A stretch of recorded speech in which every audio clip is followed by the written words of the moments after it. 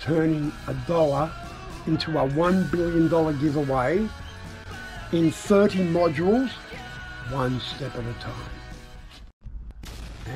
And welcome back to the craziest, wildest channel in YouTube history, where we turn a humble dollar into a $1 billion giveaway.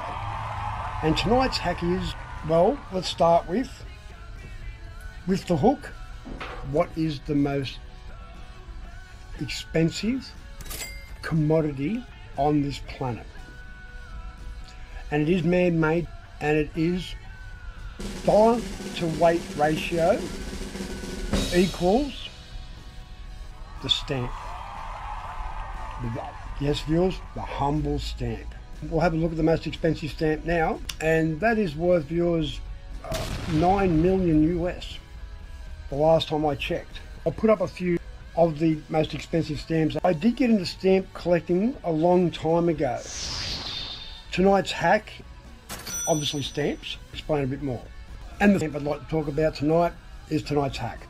This stamp is a very rare stamp. The last precedent sale, right, I run a precedent sale, $850 US, viewers, well over $1,300.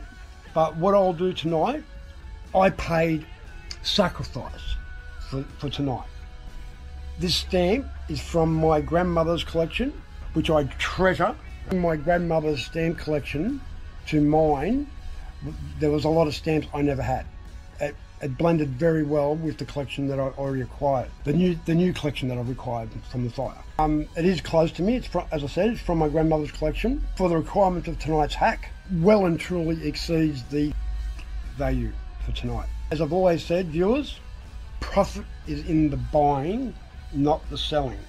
In a layman's sense, I'm leaving plenty of meat on the bone for a collector, maybe not for a beginner. A very rare stamp in that regard. And having the precedent sale as 100 US would prove beyond reasonable doubt the true value of this stamp. Look, maybe we put it in an auction, as in the auction site, trying to get the auction site happening. There is a buy now option. Yeah, a great stamp for any caliber of stamp collector. Online back in my day, my bottom line was, and who said stamp collecting was just for nerds? We'll leave it at that. And so stamp collecting, when I was younger, it was suggested to me to collect specifically American stamps. My American stamp collection became very accumulative. I did acquire a lot of American stamps to the point where a Scott valuation these days is a very valid valuation, where back 30 years ago I had more American stamps than Scott, and quality worldwide stamps as well. The reason I'm sharing tonight's hack with stamps is hopefully I encourage people today to collect stamps. Tonight's hack is from my grandmother's stamp collection, for the record, viewers, and I have other collections. I've got 4 or 5 different collections. I've got boxes and boxes of them. It would take 4 episodes to go through them. Most stamps are not worth much at all. Still, and how they're presented, the quality that you've got to pass a tick board basically. You'll find that most stamps are very common stamps. There are refined collections. Again, like, it'd take me a whole episode just to do all this. I'd like to talk about is the most craziest story, and I always have a story on this program, as you know, the General. Man, I don't think I could ever part with this stamp. It's one of many priceless commodities. To me, that is. To other people, it's worth about 11,500 US. But at one point, when I misplaced it, there was an antique show that come to Camden, New South Wales, Australia. I took my phone down to the antique show, having the General online for sale for 300,000. At the time, it was a very rare, expensive stamp. It was the 5th rarest stamp in the world at one point. Upon arriving at the antique show, I presented the stamp and he said, "How much do you think this stamp's worth, Mark?" And I went, "I've got it online now for 300. And he said, well, I'd be getting it offline if I was you. And I went, why? Is it too much? He turned the computer around and the value, $4.2 million. Yeah, I had to pick myself up the floor as well. This is where the story gets crazy. Okay, so I say to him, I have it up the coast, I'll go get it. I go up the coast, I'm ripping through my collections, I had collections of everything, and I couldn't find it. I'm thinking, oh no, you know, I've misplaced it, something's happened to it. Not long after that, we had a fire on the farm, a tragic fire. Although I lost all my collections, my family lost some possessions, but a few people didn't make it that fire that year.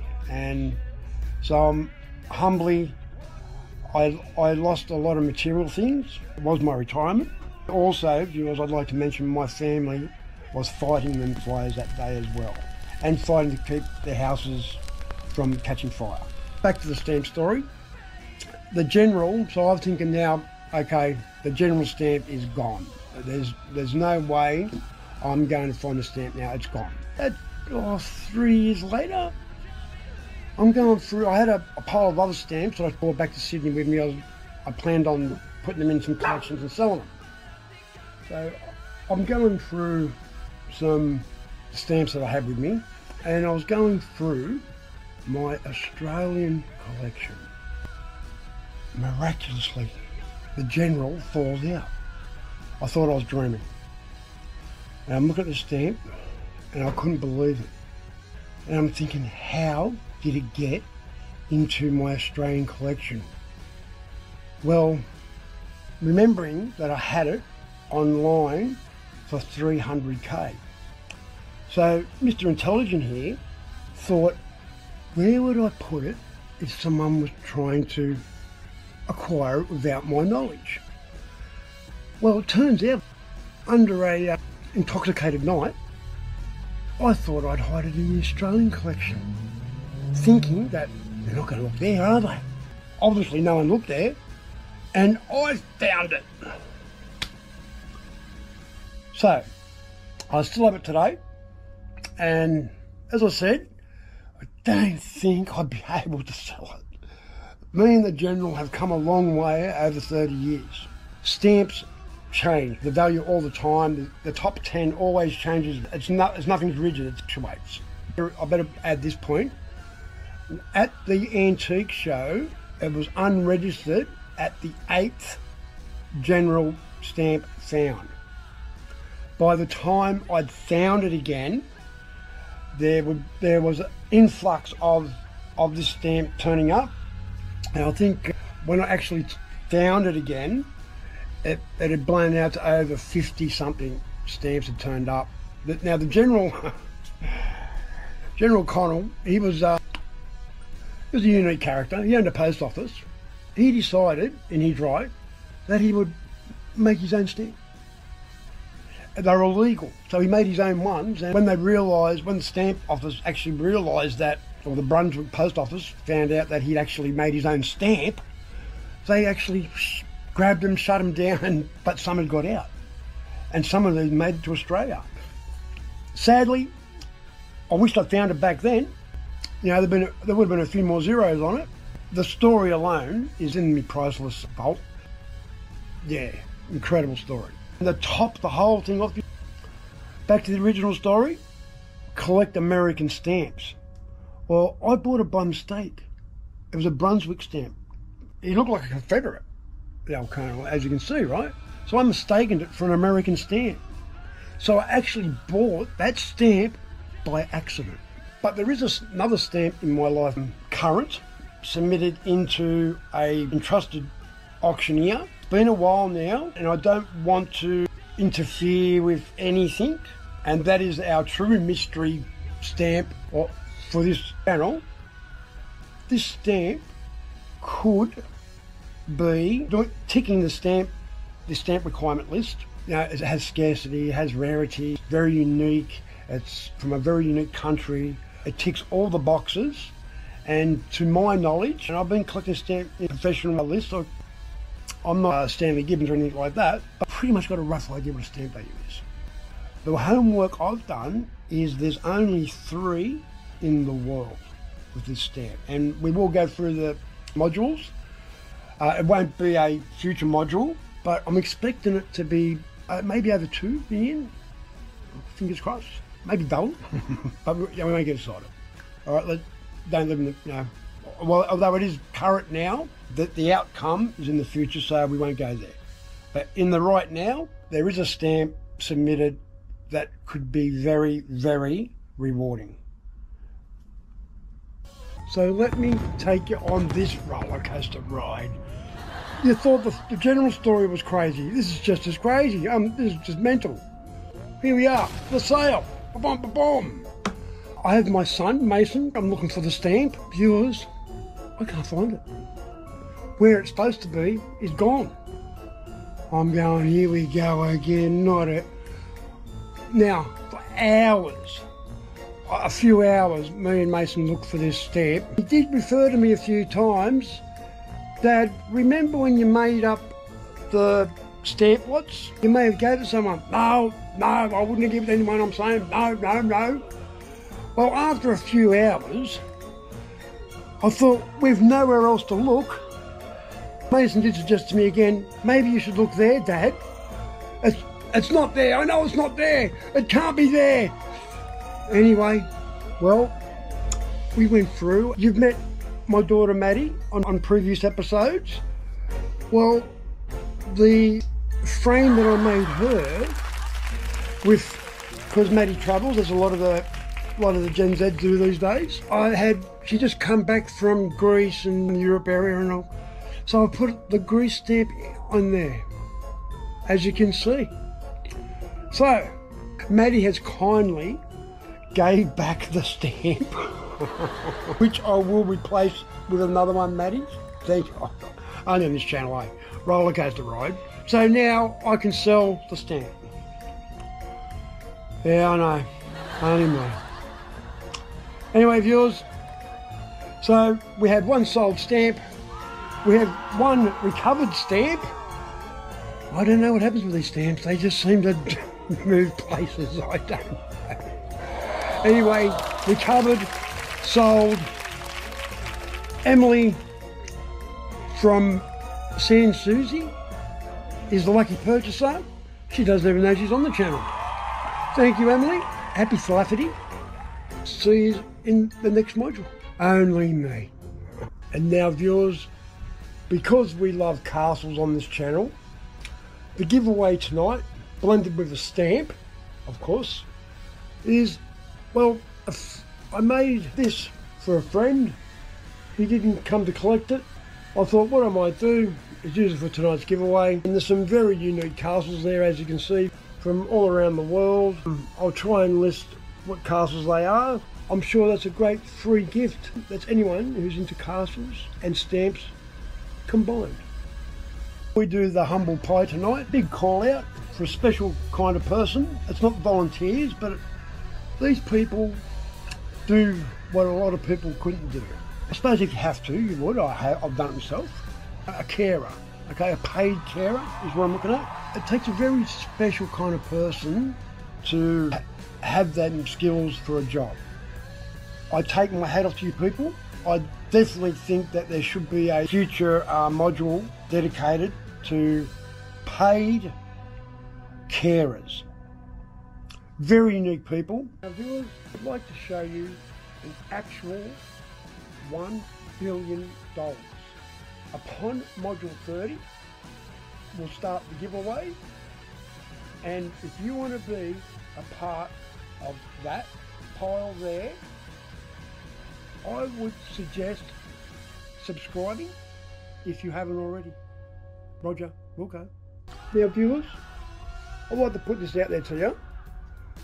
Who are the original gamers? Well viewers, you're looking at one. Yes. Now if you check, you'll find that gaming came in around when I was about 9 years old.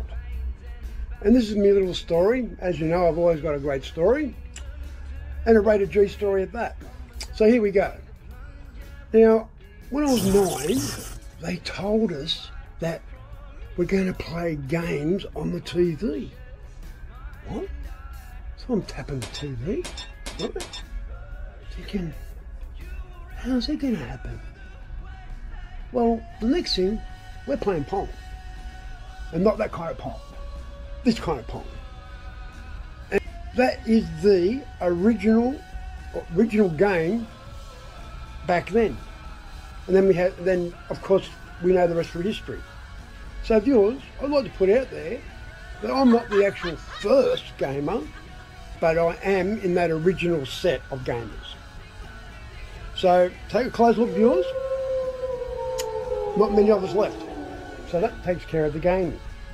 Now the next one was, picture this, viewers, back in them days, we've got the TV there, and I've got the typewriter, and I'm putting the typewriter in front of the TV, and then they're telling me that this is going to be a computer,